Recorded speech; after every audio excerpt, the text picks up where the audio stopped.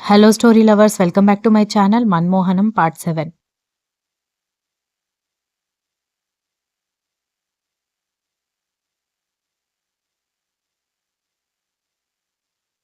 స్నేహ ఇంకా ఏదో చెప్పబోతుంటే ఆద్య వచ్చి ఆపమని సైగ చేసింది. ఆదిత్య అది గమనించి, "ఏయ్ కోతి, తనని చెప్పనివ్వు. స్నేహ నువ్వు చెప్పు. ఇదంతా ఏ టైంకయింది? తనెందుకు వద్దంటుంది?" అన్నాడు. నాని కూడా అదే ఆలోచిస్తున్నాడు. "మన పాపకి తన సోల్‌మేట్ దొరికాడు అక్కడే. మేడం గారు అందుకే సిగ్గుపడుతున్నారు" అని నవ్వింది సంధ్య. ఆదిత్య, నాని "అంటే?" అన్నారు ఒకేసారి. నిజానికి ఇది తినడంలో ఫస్ట్ కానీ మిగతావన్నీ బద్ధకమే. ఎప్పుడూ గుడికి రాలేదది. మొన్ననే బలవంతంగా చీర కట్టించి తీసుకెళ్ళాం. మేం పైకెళ్ళి దర్శనం చేసుకుని, అభిషేకం చేయించొచ్చేసరికి మెట్ల మీద కూర్చుని ఉంది. తిట్టి అర్చన చేయించి ఇంటికొచ్చేశాం. కానీ ఆ రోజు మొత్తం ముభావంగా ఉంది. ప్రాజెక్ట్ ఫైల్ కూడా తప్పుగా ఎగ్జిక్యూట్ చేసింది అంది సంధ్య. అబ్బా సంధ్య, ఇవన్నీ సరే. అసలు గుడిలో ఏం జరిగింది? సోల్‌మేట్ ఏంటి? అన్నాడు ఆదిత్య ఆతృతగా. ఏం లేదు ఆదిత్య. అది మెట్లెక్కలేక చీర తట్టుకుని కాలు వెనక్కి పడుతుంటే ఎవరో అబ్బాయి ఎత్తుకున్నాడంట.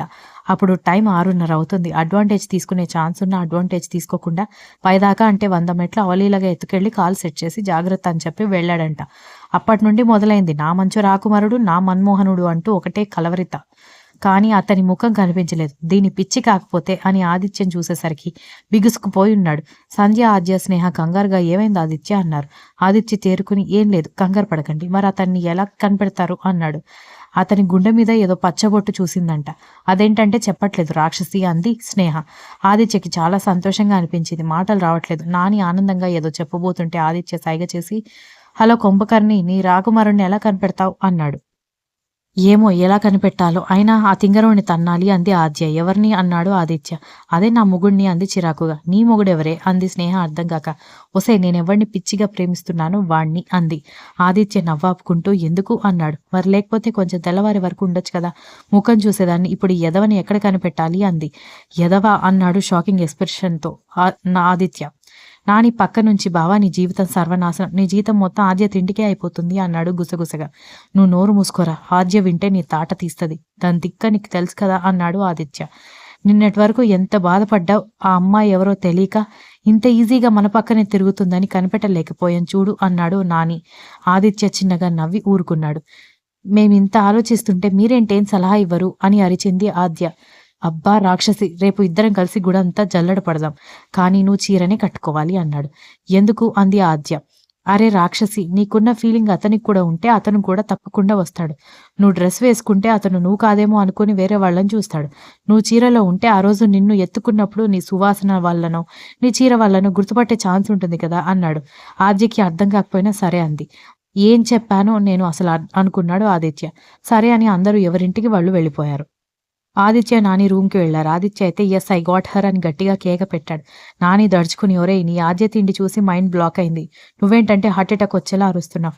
ఇద్దరికిద్దరు బాగా సరిపోయారు. ఇద్దరు కలిసి సచ్చిపోండి అన్నాడు. ఆదిత్య నవ్వుతున్నాడు. అది సరేరా, పాపం ఆద్య నీకోసం వెతికి నిరాశపడుతుంది. నువ్వే తన జాన్ అని ఎప్పుడు చెప్తావురా అన్నాడు నాని. ఆగరా, నా కోసం తను పడే వేదన నాకు చాలా నచ్చింది. తనంతట తను నన్ను కనుక్కుంటే సర్ప్రైజ్ అవుతుంది. నేను చెప్తే నమ్మకపోగా తన కథ తెలిసి తన హీరోగా అబద్ధం ఆడి తనని దక్కించుకోవడానికి ప్రయత్నిస్తున్నానని అసహ్యం కలగొచ్చు. అప్పుడు మొదటికే మోసం వస్తుంది అన్నాడు ఆదిత్య. అది కూడా నిజమేలే, మీ తిప్పలేవో మీరే పడండి, నేను పడుకుంటా అని బెడ్ మీద పడిపోయాడు. ఆదిత్య ఆద్య చేష్టలు గుర్తు చేసుకుంటూ నవ్వుకుంటూ నిద్రలోకి జారిపోయాడు. నెక్స్ట్ డే సోమవారం. ఆదిత్య నానీని లేపి రెడీ అవ్వరా అన్నాడు. నాని తేరిపార చూసి ఒరేయ్, ఎప్పుడు లేచావు? ఎప్పుడు రెడీ అయ్యావు? అన్నాడు ఆశ్చర్యంగా. నేను 4కే లేచాగాని నువ్వు రెడీ అవ్వు అన్నాడు ఆదిత్య. నేనెందుకురా అన్నాడు నాని. నీకు కూడా మంచి ప్రేమ దేవత దొరుకుతుంది అందుకే. ఎందుకంటే నా దేవత నాకు దొరికింది. నువ్వు సింగిల్గా ఉంటే నా మనసు విలువిల్లాడుతుంది అన్నాడు. ఒరేయ్, నాకు ఏ దేవత వద్దురా, నువ్వు వెళ్ళరా, నేను నిద్రపోతా అన్నాడు నాని ఏడుపు ముఖంతో. నువ్వు వెళ్తావా, నన్ను తన్నమంటావా అన్నాడు ఆదిత్య. వద్దులే, నీతో తన్నులు తినడం కంటే స్నానం చేయడమే బెటర్ అని బాత్రూంలోకి దూరాడు నాని. ఆదిత్య గట్టిగా రేయ్, చన్నీళ్ళ స్నానం చేయాలి, గీజర్ ఆన్ చేసావో చస్తావన్నాడు. హా సర్లే, నా కర్మ అంటూ స్నానం చేసి రెడీ అవ్వగానే ఆదిత్య బైక్ మీద గుడికి వెళ్ళాడు. పాపం నాని చలికి వణుకుతుంటే ఆదిత్య మాత్రం ఆద్య కోసం వెయిటింగ్. అనుకున్నట్టుగానే సోమవారం గుడికి వెళ్ళడానికి చీర కట్టుకుంది ఆద్య. సంధ్య, స్నేహ నవ్వుకున్నారు. ఏంటి నవ్వుతున్నారు అంది ఆద్య. నీ దిల్కత్తు కూడా ఎవరో కానీ ఆఫీస్‌కి వెళ్ళడానికి అరగంట ఉన్నప్పుడు ఆదరాబాదరాగా రెడీ అయ్యే నిన్ను 5కే రెడీ అయ్యేలా చేశాడు అంది స్నేహ నవ్వుతూ. అది నిజమేలే అంది తనను తాను చూసుకుంటున్న ఆద్య. సంధ్య స్నేహలు కూడా రెడీ అవ్వడంతో స్కూటీలో బయలుదేరిపోయారు. తలస్నానం అయ్యేసరికి అందులో చలికాలం కావడంతో సంధ్య స్నేహలు వణికిపోతున్నారు. తన రాకుమారుణ్ణి వెతకాలన్న తాపత్రయంలో గమ్యం మీద మాత్రమే తన ఫోకస్ పెట్టింది ఆద్య. వీళ్ళు గుడికి చేరేసరికి ఆదిత్య, నాని వెయిట్ చేస్తూ ఉన్నారు. ఆద్య ఆశ్చర్యంగా, హేయ్ మాకంటే ముందే ఉన్నారు, ఎన్ని గంటలకు లేచారు అంది. వాడికి అలవాటేలే. ప్రతి సో అనబోయే లోపు ఆద్య చూడకుండా నాని కాలు తొక్కేశాడు. నాని గట్టిగా అరిచాడు. ఆద్య ఉలిక్కిపడి, హేయ్ ఏమైంది అలా అరిచావు అంది. నాని ఆదిత్య వైపు చూశాడు. నోరు విప్పితే చంపుతానన్నట్టు సైగ చేశాడు ఆదిత్య. నాని గుటకలు వేస్తూ, ఏం లేదు, కానీ మాకేంటమ్మా ఈ గోల ఉదయాన్నే, మీ చావు మీరు చావక ఈ ఆదిత్య నన్ను కూడా ఈడ్చుకొచ్చాడు అన్నాడు పళ్ళు కొరుకుతూ. సంధ్య అనుమానంగా, ఆదిత్య కరెక్ట్‌గా ఇదే గుడికి ఎలా వచ్చారు? ఇక్కడ ఇంకొక మల్లికార్జున స్వామి గుడి కూడా ఉంది కదా, అక్కడికి కూడా వెళ్ళుండొచ్చు అంది. ఆదిత్య తడబడ్డాడు. బాగా బుక్కయ్యాడు అనుకున్నాడు నాని. ఇప్పుడేం చెప్తాడో అనుకున్నాడు మనసులో. ఆద్య, స్నేహ కూడా అనుమానంగా చూశారు. ఆదిత్య దొంగను చూసినట్టు ఆ చూపేంటి? మీరుండే ఇంటికి ఈ గుడే దగ్గర కదా అని గెస్ చేశా అన్నాడు ఏదో ఒకటి చెప్పాలన్నట్టు. నాని తల కొట్టుకున్నాడు. మా ఇల్లు నీకెలా తెలుసు ఆదిత్య? మనం ఎక్కువ బయటనే కలుసుకున్నాం కదా అంది ఆద్య. అబ్బా అవును కదా అని తనను తాను అడ్డమైన తిట్లు తిట్టుకున్నాడు ఆదిత్య. నానికి ఆదిత్యని చూసి జాలేసి, ఓ ఇలాగే టైంపాస్ చేస్తారా? మీరు ఇలాగే ఆరాలు తీస్తే నీ హీరో వెళ్ళిపోతాడు. అప్పుడు తిక్క కుదురుతుంది అన్నాడు.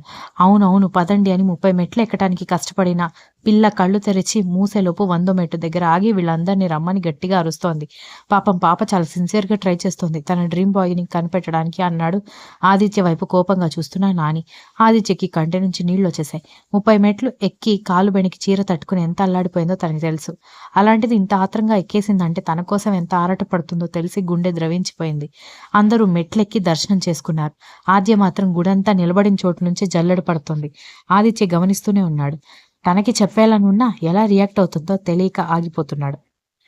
దర్శనం అర్చన అయిపోయాక వచ్చి గుడి ప్రాంగణంలో కూర్చున్నారు. ఆద్య కళ్ళు మాత్రం అలసట మరిచి శోధిస్తున్నాయి తన మన్మోహనుణ్ణి. ఓ హలో ఆత్రపు రాణి, నువ్వు అతని ముఖం చూసావా అంది స్నేహ. లేదే, చూడలేదని చెప్పాను కదా, అంతా మంచు అంది ఆద్య చుట్టూ చూస్తూ. మరెవరిని వెతుకుతున్నావు అంది స్నేహ. నా బంగారాన్నే అంది ఆద్య ప్రశ్నార్థకంగా. ఎక్కడున్నాడు అంది సంధ్య. అదే చూస్తున్నా అంది ఆద్య. ఒసే పిచ్చి ముఖం దానా, ముఖం చూడలేదంటావు, మళ్ళీ వెతుకుతున్నావు. సరే వచ్చాడే అనుకో, ముఖం చూడంది అతనే అని ఎలా గుర్తుపడతావు అంది స్నేహ కోపంగా. చెప్పాను గదే అతని గుండె మీద పచ్చబొట్టుందని అంది ఆద్య. హా రా ఆద్యమ్మ, నా గుండె మీద పచ్చబొట్టుంది చూడు అని అరుచుకుంటూ తిరుగుతాడనుకున్నావా అంది సంధ్య. నువ్వు తాపత్రయపడితే చాలదు, అతనికి ఇష్టం ఉంటేనే వస్తాడు. వచ్చినా నిన్ను అతను గుర్తుపట్టలేడు, నువ్వు అతన్ని గుర్తుపట్టలేవు. అసలు ఎత్తుకుంది అబ్బాయో తెలియదు, 40 ఏళ్ల వయసున్న వ్యక్తో కూడా తెలియదు అంది. ఆద్యకి భయం మొదలైంది. నాని ఆవేశంగా ఆల్రెడీ గుర్తుపట్టాడు, పచ్చబొట్టు కూడా ఉంది. అండ్ 25 ఏళ్ల దిట్టమైన యువకుడు, ముసలోడు కాదు అన్నాడు. ఆద్య, స్నేహ, సంధ్య నీకెలా తెలుసు అన్నారు గట్టిగా. అప్పుడు అర్థమైంది నానికి. ఆదిత్య కొరకొర చూస్తున్నాడు. నాని ఏదో ఒకటి కవర్ చేయాలని అంటే 40 ఏళ్ల వ్యక్తి బియ్యం బస్తాని ఎత్తలేడు. అలాంటిది 40-50 మంది తినే తిండి మన ఆద్య ఒక్కతే తినేస్తుంది. అలాంటి తనని ఎత్తాలంటే వాడు చాలా బలవంతుడై ఉంటాడు అన్నాడు. నిజమే అన్నారు సంధ్య, స్నేహ. ఆద్య నానిని తినేసేలా చూస్తుంది. ఆదిత్య నవ్వుకున్నాడు. ఆద్య కొట్టడానికి లేచేసరికి నాని పారిపోయాడు. మళ్ళీ చీర తట్టుకుని ఆదిత్య ఒళ్ళో పడింది ఆద్య. ఇద్దరి కళ్ళు అలా లాక్ అయ్యి ఇలా విడిపోయాయి. సంధ్య, స్నేహ కంగారుగా, ఆదిత్య నీ కళ్ళు బాగానే ఉన్నాయా, ఆద్య పడింది కదా అన్నారు. ఆద్య కోపంగా, ఒసై నాకు దెబ్బలు తగిలాయా అని అడుగుతారనుకుంటే నన్ను వెక్కిరిస్తున్నారా అంది. మరి లేకపోతే ఏంటి? అయినా ఈ చీర తట్టుకొని పడటం అనే రోగం ఎక్కడ పట్టుకుందే? అలా ఒకసారి పడి మా అందరికీ నిద్ర లేకుండా చేస్తున్నావు. మళ్ళీ తట్టుకునే ఓపిక లేదే అన్నారు దండం పెడుతూ ఇద్దరు. ఆద్య కోపంగా మొహం తిప్పుకుంది. నాని స్తంభం వెనక నుంచి తొంగి తొంగి చూస్తుంటే, రేయ్ ఏం కొట్టదులేరా అన్నాడు ఆదిత్య. ఆద్య వంక చూశాడు నాని. ఆద్య తినేసేలా చూస్తుంది. నాని భయంగా, అమ్మ చంద్రముఖి ఇంతింత గుడ్లేసుకుని చూడకు, భయం వేస్తుంది అన్నాడు. ఆద్య కొట్టకపోతే సంధ్య ఆపి, పాపమే వదిలేయ్, ఆఫీస్ టైం అవుతుంది పద అంది. ఆద్య ఏడుస్తూ, మరెలా దొరుకుతాడే, అసలు జీవితంలో కనపడకపోతే ఎలా, నా వల్ల కాదే ప్లీజ్ అంది. ఆదిత్య, నాని, స్నేహ, సంధ్యలకి బాధేసింది. ఓయ్ సీలి రాకాసి, నువ్వు అలా ఏడవకు. ఆ అబ్బాయి గనక నిన్ను గుర్తుపట్టి నువ్వు ఇలా ఏడుస్తుంటే చూశాడు అనుకొచ్చి ఈ పిల్ల చిన్న విషయాలకే ఏడుస్తుంది నాకు వద్దని పారిపోతాడు. అప్పుడు నువ్వు లైఫ్ లాంగ్ ఏడవాలి. అదే నమ్మకంతో వెయిట్ చేస్తే అబ్బా నా బంగారు కొండ బ్రేవ్ అని ముచ్చటపడి నీ వెనక తిరుగుతాడు అన్నాడు. అంతే అంటావా అంది ఆద్య. అందరూ అంతే అన్నారు. ఆర్జే కళ్ళు తుడుచుకుంటూ అయితే నేనెప్పుడూ ఏడవను అంది. Continuous. If you like this story please like, share, comment and don't forget to subscribe.